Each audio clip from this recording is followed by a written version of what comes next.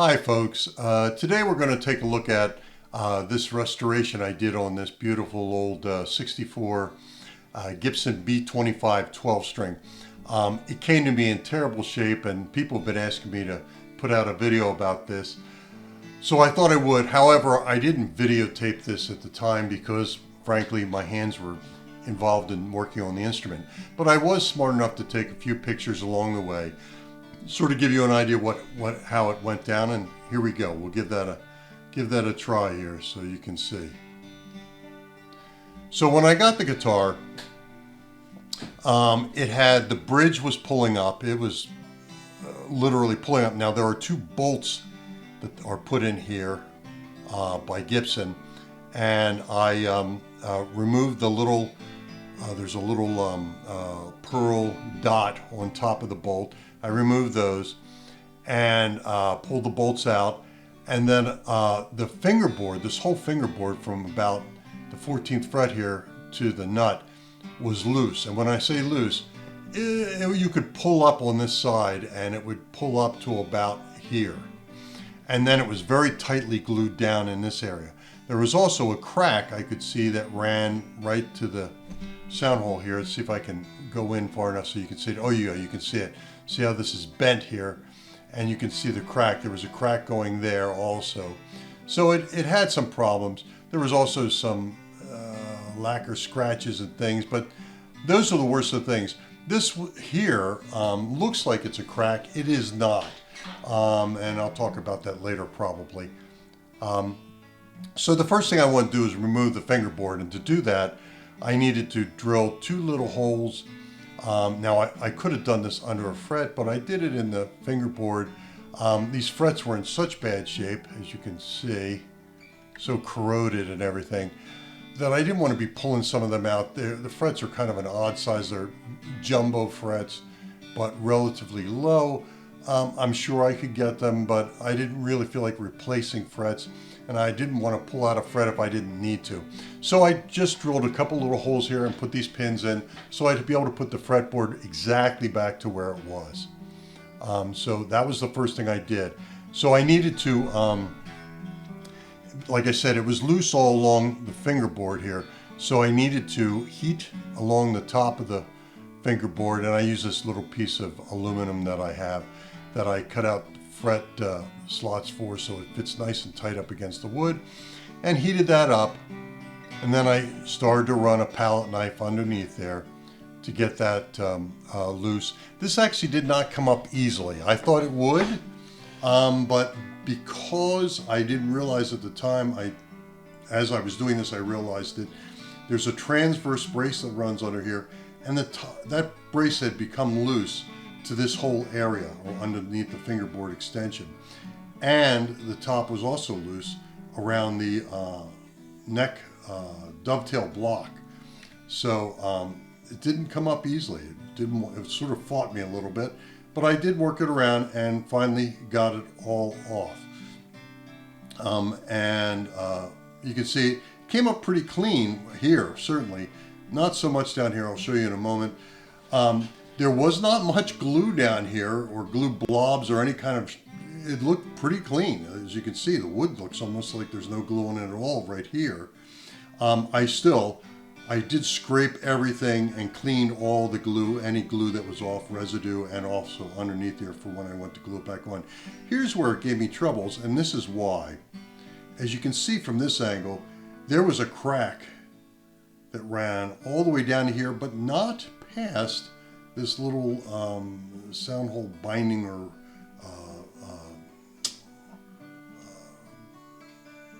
yeah. Anyway,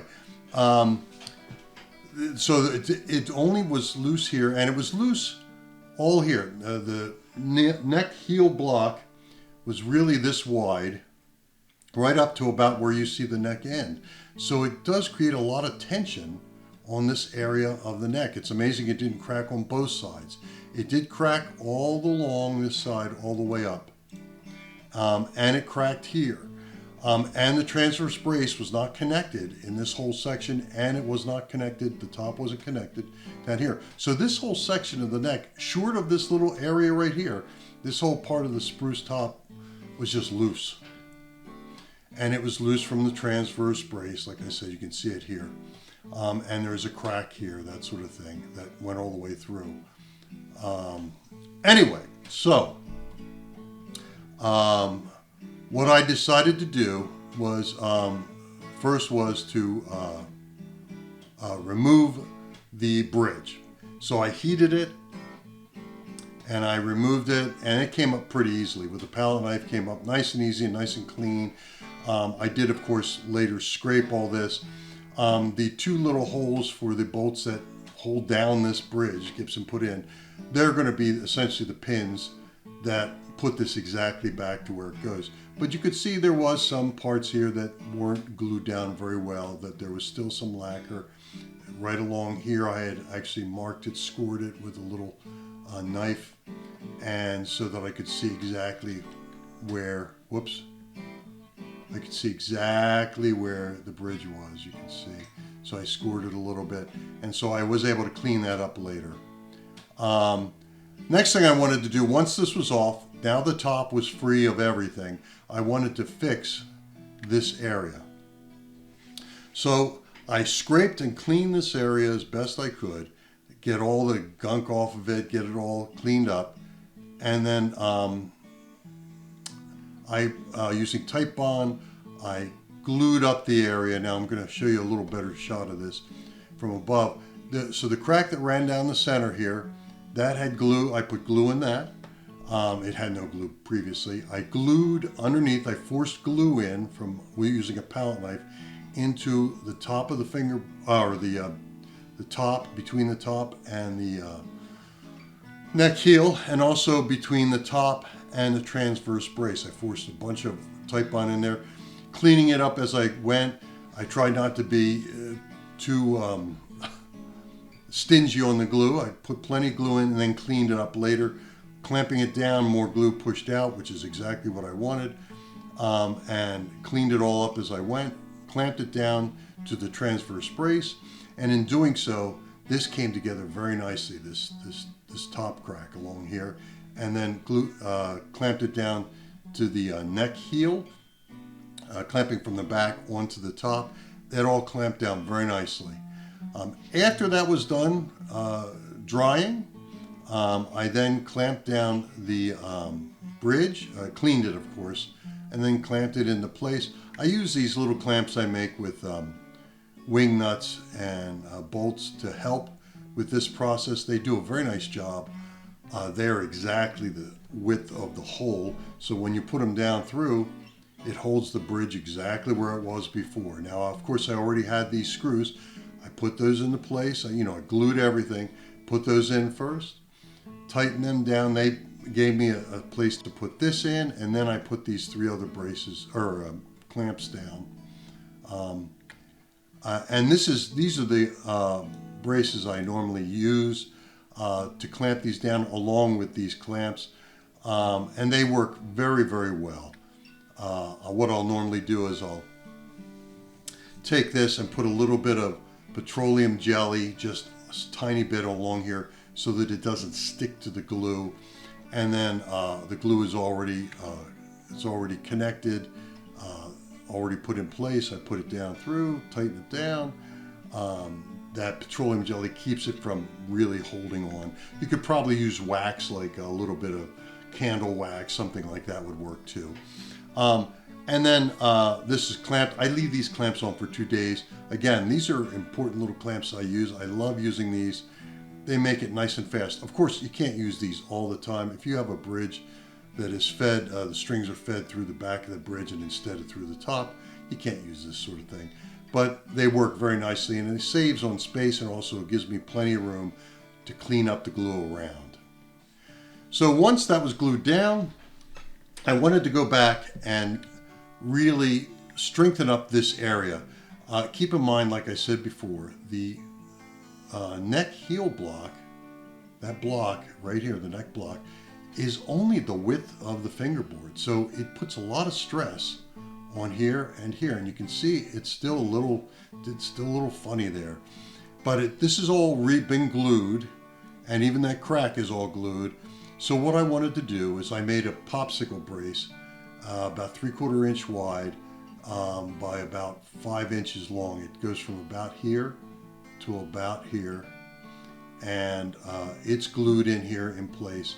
It's a thin, about 1/8 inch thick popsicle brace that is meant to give this area extra strength against the stress of this neck pulling forward, the 300 pounds that are pulling on it, and so that we don't get any more cracks along here in the future.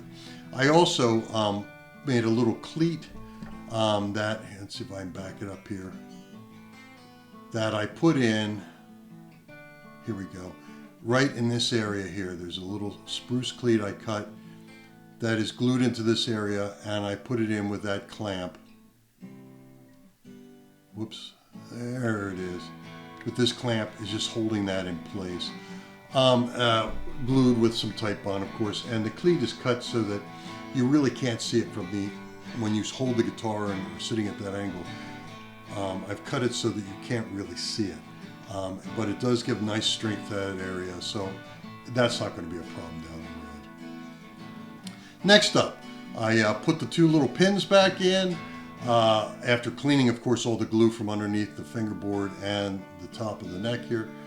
I put the 2 little pins back in, put this all in place, tied this all up with this latex rubber hose and this clamp, and glued that all into place. So everything's coming together nicely. Everything's nice and strong at this point. After I was done, of course, I pulled it off. I still had the pins in place, pulled the pins out, and the next thing to do was to fill these holes and then clean up these frets. And you can see, if you look carefully, you can see I was in the process of starting to fill these holes at this point. That's a little bit of wood filler there. I filled them about 3 or 4 times and then hit it with stain, and this is how it came out. You can see the frets. Whoops, hold on. The frets, whoops, there we go. The frets are nice and clean. You can see here's the 6th fret here. You can see the holes have disappeared. And the frets are all nice and clean. I did a fret level dress and crown, the whole deal, and polished them up. And this is what I use, of course. Here's the fret leveling file, the crowning file I used. 400, 800, 1200, 2000 grit papers to really clean those frets up and get all that crud off. And then finally some polishing compound with a Dremel with a wool roller on it. And it comes up nice and clean. And again, I don't know if you can see it. Yeah, here's where those 2 holes were. I'll bring it in a little closer. You can sort of see the shadow of one hole there. The other one you can't see at all. They disappeared very nicely, which I was very happy with. And this is what it came out like. And one of the reasons I bought this guitar at an estate sale, even though it needed a lot of work, was that the finish on it was in beautiful condition. Just really, really nice. No lacquer cracks, nothing like that. If you look very carefully here, you can sort of see that the crack is still slightly visible, but it is not open. It's all solid. I used a little bit of lacquer in there just to try to get it to match up a little so it wouldn't just be a white line. And it came up pretty nicely. Here's a better shot of it. It's a little darker. I'm not even sure if that isn't actually part of a shadow there. It looks like it might be. But it came out very nicely, and it's really hard to spot. I wasn't trying to make it invisible. Again, when I do these repairs, I try to make it look like there was never a problem. However, I don't try to make it look brand new. That's not really my thing. This is a 1964 Gibson B25 12, and you don't really care if it looks brand new. That's not really why you would buy a guitar like this. You would buy it because you want a 1964 Gibson B25 12, and here it is right here. You can see it came out very nicely. It's not quite as orange as it is in the photograph there. It's a little more yellow, but very nicely yellow. It has a nice yellow patina to it. and it sounds.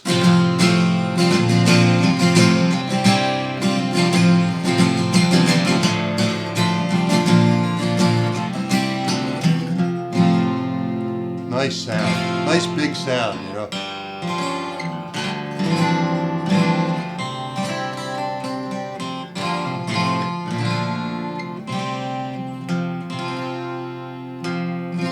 Oh, nice big voice. Easy to play. I did, of course, a full setup on it afterward. I got the action is at 2 millimeters on the bass side, 1.5 millimeters on the treble side, which is nice and low, very easy to play. The nut is all cut properly, so it feels easy. You can easily do bar chords anywhere, you know, even down here, right? So it plays amazing all over. So there it is. That's the that's the whole deal. I hope you enjoyed it. Take care.